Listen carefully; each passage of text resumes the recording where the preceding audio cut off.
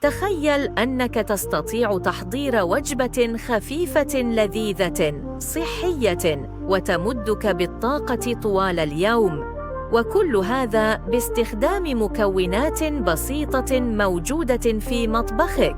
ولكن هناك خطوة سرية ستجعل هذا البار هو الأفضل على الإطلاق، خطوة ستغير طريقتك في تناول الوجبات الخفيفة إلى الأبد.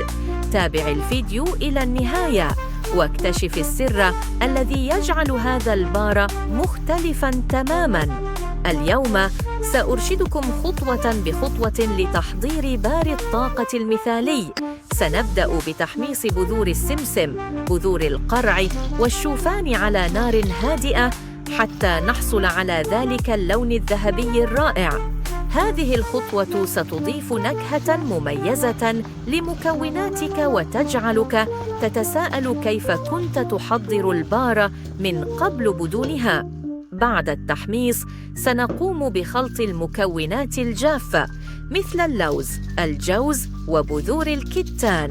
وهنا يأتي السر: إذا أضفت قليلاً من القرفة أو الفانيليا ستحصل على لمسة خاصة من النكهة التي ستجعل من كل قدمة تجربة فريدة.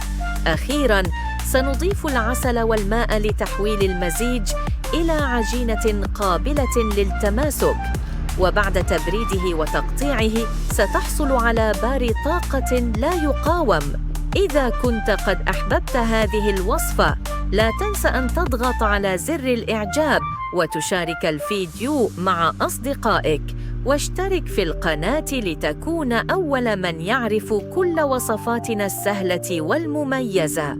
والآن سؤالي لكم: ما هو المكون الذي تتوقعون أنه كان يمكننا استخدامه في هذه الوصفة ولم نستخدمه؟